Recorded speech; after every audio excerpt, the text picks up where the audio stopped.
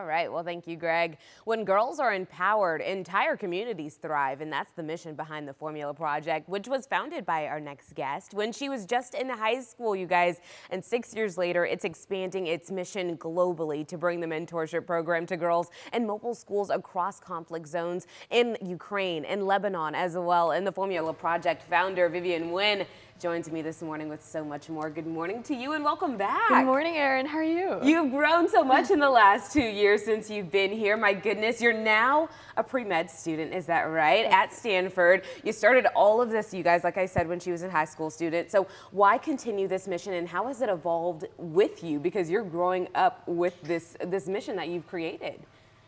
Well, I started the Formula Project 6 years ago because I grew up understanding the need to support girls' education and women's health from a public service perspective. Yeah. And now, like at Stanford as pre-med, that mission hasn't faded. It's only gotten stronger. For me, medicine isn't just about treating illness. It's also about addressing the systems that create and shape health to begin with. It's about creating systems that allow for people, especially women and girls, to thrive. Yes, indeed. Oh my gosh, you're so well spoken, you guys. She's so young, you guys. The last time you were here, we talked about the fact that you made the Forbes magazine list for 16s making the world a better place. And you've also been invited to the White House to talk about girls' empowerment. Where do you see this work and how, as it continues to grow, where do you see yourself in the next 10 years? Well, first of all, it's been such an incredible journey since I was last on this show.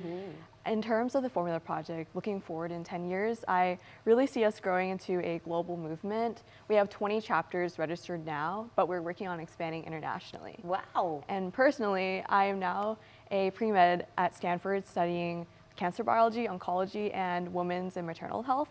And so in 10 years, I hope to see myself as a physician whose work extends beyond the clinic. Yes, indeed. Someone who's shaping policy, advancing scientific discovery, and building solutions through entrepreneurship. Wow, you are ready to make an impact. You are just antsy and waiting and ready to go. Tell me, why did you want to bring the Formula Project to Ukraine? We know it's war-torn over there. It's been going on for quite a while at this point. Why did you choose that country specifically? Well, growing up, both of my parents were refugees who fled war and persecution. And with that understanding, I knew that in times of war, these things, access to education and social mobility, can be really scarce and hard to access. And so through a interim study with research and like 90 students within our Ukrainian cohort, we were able to understand that these girls experience lacks and barriers which affect their educational access. And so we've launched a mentorship program within a local school in Bucha, Ukraine, to have trained mentors teach girls and guide girls through STEM education, emergency health preparedness, and career development to address not only their imminent needs, but also their long-term needs for these girls in crisis areas. I like that. Speaking of long-term, let's expand upon that part, because I think a lot of the times people talk about rebuilding schools after war and rebuilding the community, but they don't necessarily talk about rebuilding hope. And so what do you hope for education as you continue to spread this knowledge? How do you see that as like a form of healing almost? Yeah, education is one of the most powerful tools for healing. Rebuilding a school gives kids a classroom, but rebuilding hope gives them a future. And with the Formula Project, we are working to provide students with a program that uplifts them in that way.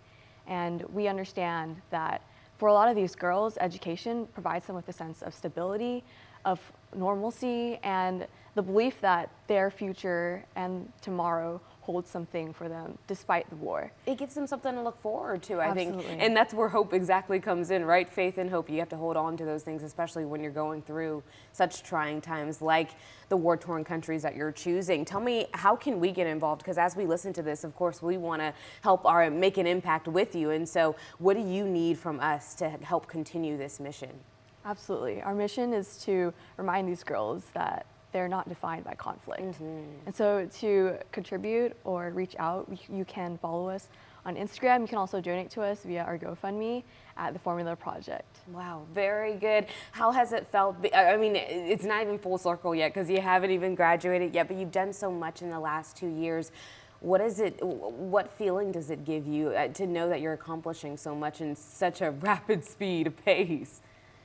You know, I don't always think about that on the day-to-day, but I think that what really keeps me going is staying humble and understanding that it's so beautiful to have a legacy that extends past myself and to be part of something that's bigger than just me. Yes, indeed. Well, you are right on this. You're on the right track. So thank you so much for being here. Thank Thank you for what you're Erin. contributing, not just to our North Texas community, but globally, girl. We can't wait to see where you are in the next 2 years. We appreciate you being here. Thank you so much for having me. Of course.